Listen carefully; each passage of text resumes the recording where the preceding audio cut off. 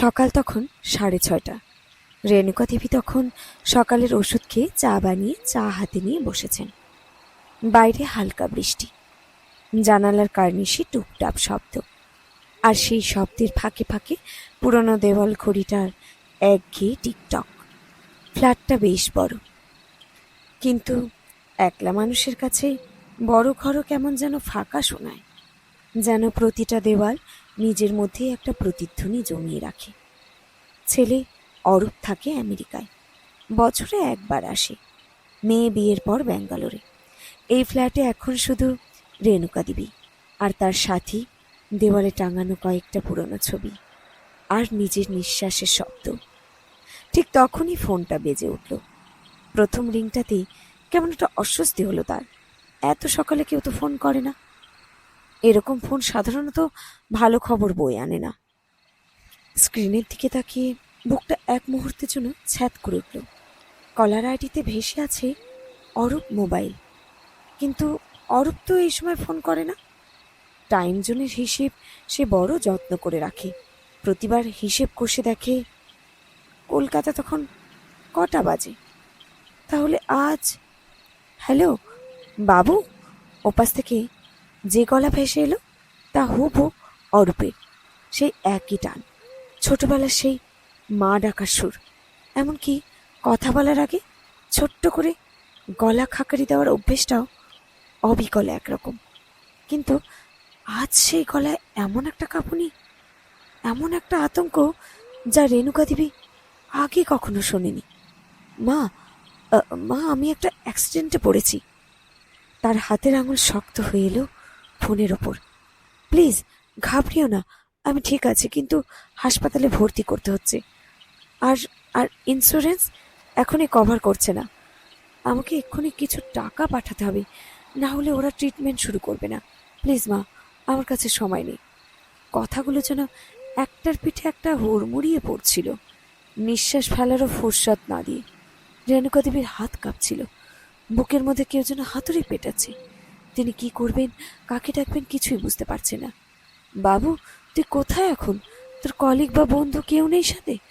আছে মা, কিন্তু আমার হাতে সময় নেই বেশি। এই সময় বেশি নেই, এতেই মায়ের মন আরো বিচলিত হয়ে গেল। আমাকে কি করতে হবে বল?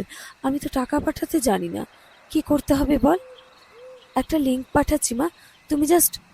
ঠিক তখনই কোথাও একটা সূত্র যেন সামান্য টান খেলো। কি যেন একটা ঠিক নেই। গলাটা অরূপেরই, প্রতিটা ওঠানামা মিলে যাচ্ছে স্মৃতির সঙ্গে। অথচ একটা জায়গায় মাত্র এক মুহূর্তের জন্য সুরটা যেন সামান্য নড়ে গেল। অরূপ তো তাকে কখনো মা বলে ডাকে না, ছোটবেলা থেকে ডাকে মাম্মা। অথচ এই ফোনে বারবার শুধু মা মা।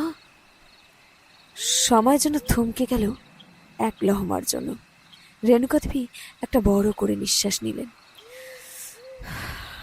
তিনি ফোন কানে রেখে অন্য হাতে তুলে নিলেন নিজের পুরানো ফোনটা, যেটায় অরূপের নাম্বার সেভ করা আছে বহু বছর ধরে। হাতের স্মার্টফোনটা ছেলেরই কিনে দেওয়া, ভিডিও কল করার জন্য।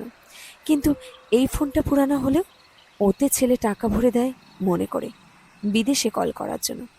দ্বিতীয় ফোনে রিং হলো কয়েকবার। তারপর অরূপের ঘুম জড়ানো গলা। হ্যাঁ মাম্মা, এই সময় সব ঠিক আছে তো? বাবু, আমি একটু পরে কল ব্যাক করছি তোকে, বলে তিনি প্রথম ফোনটা কেটে দিলেন। ওপাশের গলা তখনও মা মা শুনছ বলে চেঁচাচ্ছিল, ঠিক কেটে যাওয়ার আগে পর্যন্ত। দ্বিতীয় ফোনে অরূপ তখন প্রশ্ন করছে, কি হয়েছে মাম্মা, কাকে কি বলছো?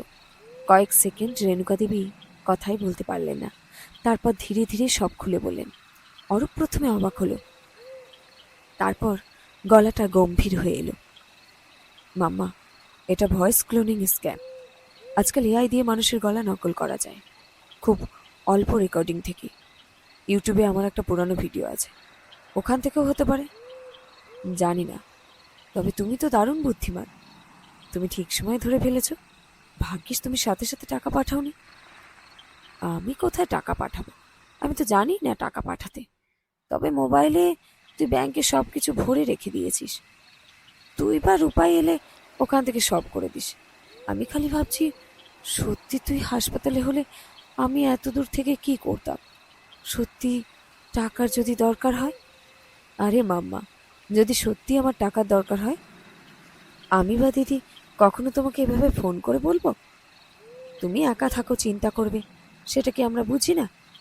শোনো, ভয় না, কয়েকটা কথা বলি, খালি মাথায় রাখতে হবে। উত্তেজনা বা তাড়াহুড়ো দেখলেই সন্দেহ করো।